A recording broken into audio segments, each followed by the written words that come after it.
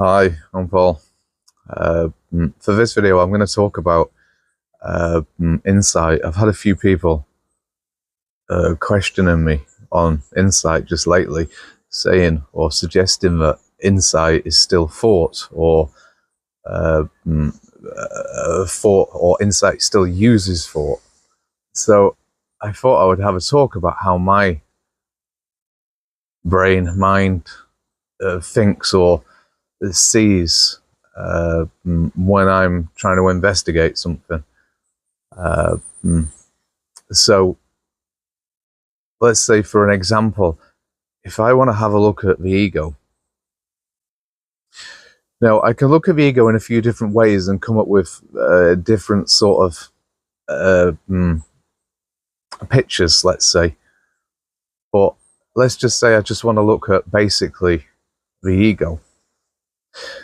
But what I do is I still do use some thoughts, but I keep thought in a certain place. So thought doesn't really give me answers, it more asks questions. So let's just say if I look at the ego, what I do or what happens in my mind is I kind of get this image. It's not really an image, not in the sense of people who have fantasia, where you can imagine an apple in your hand and you could actually really see an apple in your hand. It's not really like that, the type of seeing that I have, because I can't actually see really an image. I more just have a construct of an image. Let's just say in my idea of fantasia, because I don't have fantasia. I have seen a few images, but I certainly can't bring it up when I want. But let's just say that if I had in my hand a cookie, or I imagined a cookie in my hand, I can't actually see the cookie, but I still have a construct of a cookie. So I can kind of say that it's, say, this big, it has chocolate chips and it's so thick, and I have a construct of it.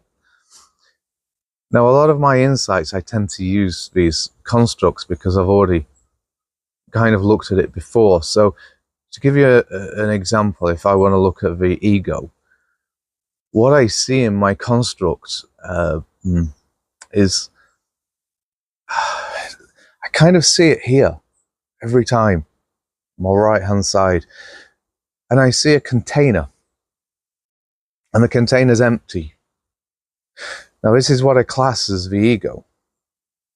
But when I actually look at it, I see the container, and I also see just below the container are these like small objects, like stones.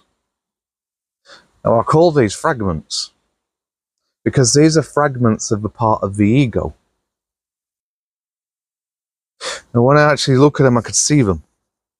Not as images, but I could see them as a construct. So I've got like a row of these stones, and each one of these stones has got a label on it. And then there's another row below it, and another row below it. Now, the more that these rows go further, I don't really see exactly what label's on them ones. But if I wanted to find what label was on them, then I would use thought. Because I would say, I could see what the first layer of stones is, but I can't see the second. So then thought would say, right, focus, look deeper, go closer. And then thought would stay silent, and I would just investigate it a little bit deeper, and then something would appear.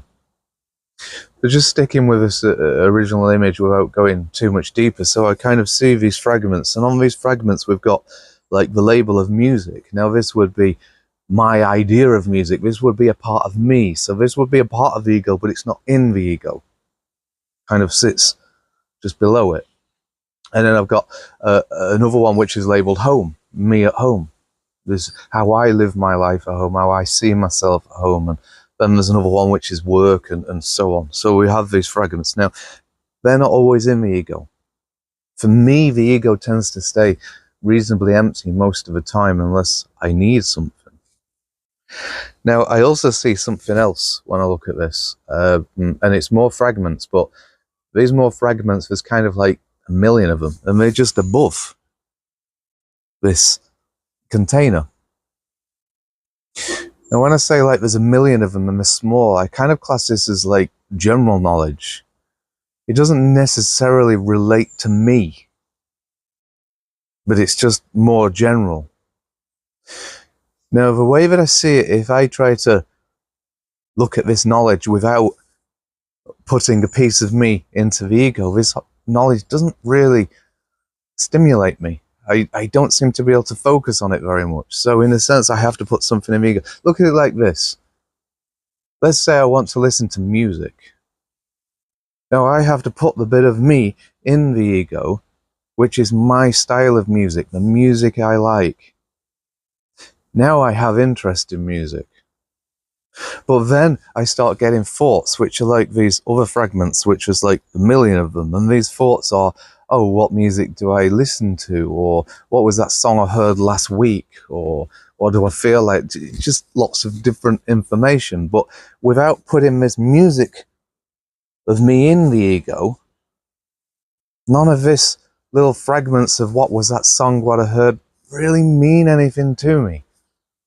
I don't get fixated on them. So, what am I saying? So when I look at this ego, this is what I see. Now, there's benefits to seeing it like this. I mean, it is still kind of a construct. But there are benefits to seeing it like this, because although I describe it to you as in there's a container, then there's these little bits, and that I've fragmented it by talking it to you. But the image, what I see of a construct that I see in my head is all of it at once.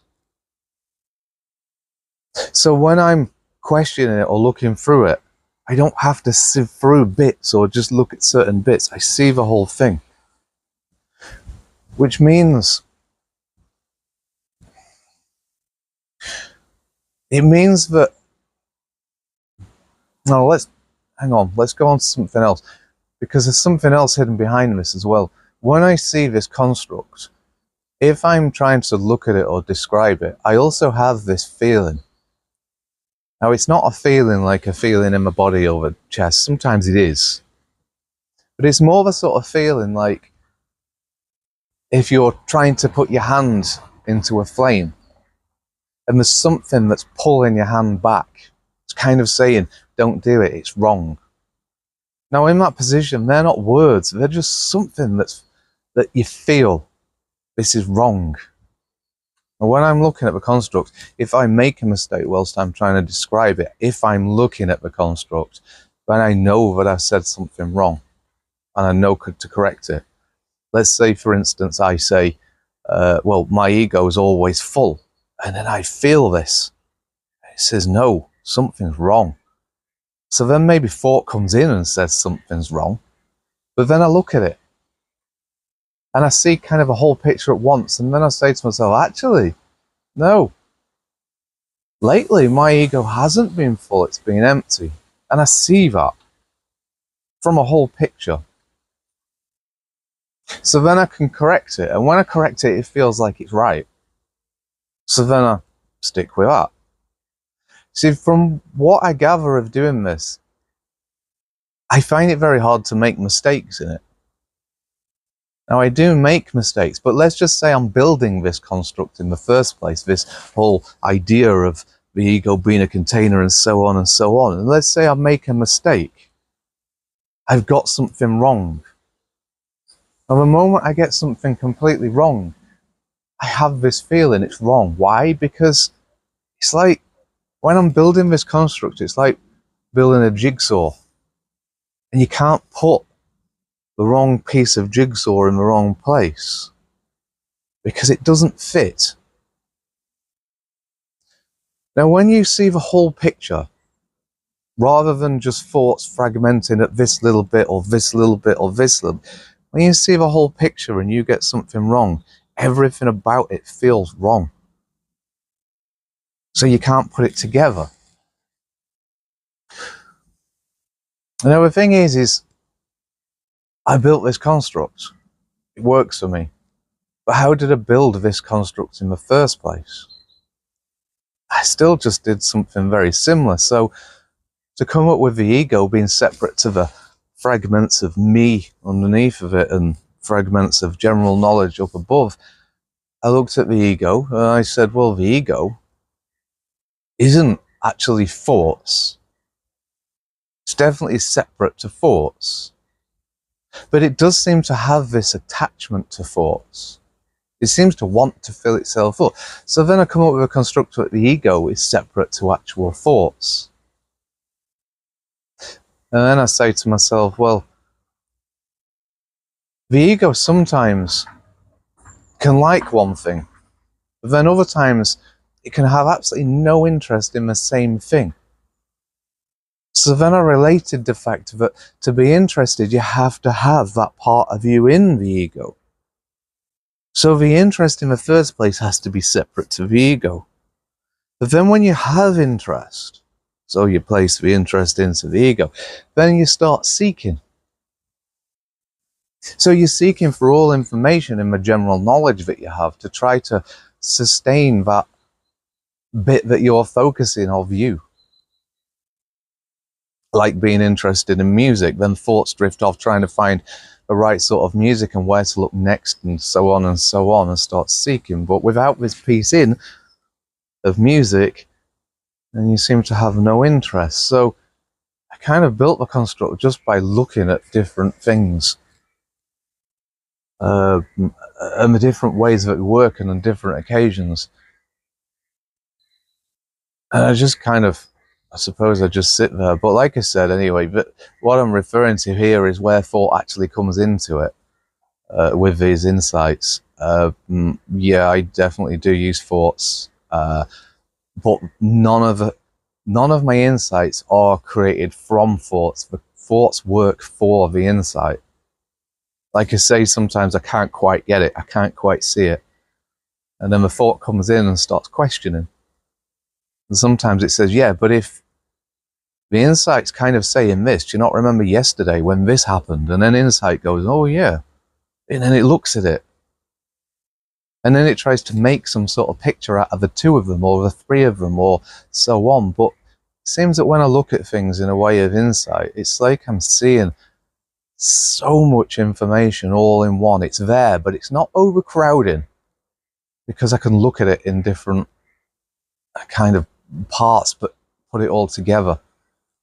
I once described this as like looking at a picture and then having the picture taken away.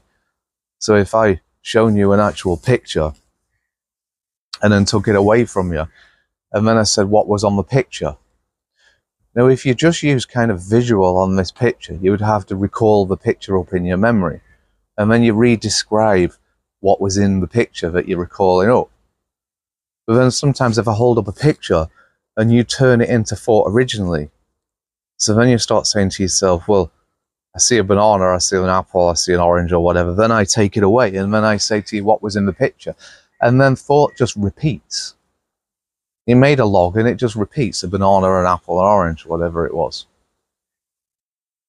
But it seems that when you do insight, you see more of the whole picture, rather than just thought fragmenting into little bits. But if I look at the picture after it's been taken away and you ask me the question, what did you see? Then thought can say to me, what did you see in the picture? But then I see the picture. Now this means that I don't particularly need knowledge as such for my insights. I don't need to repeat them so much.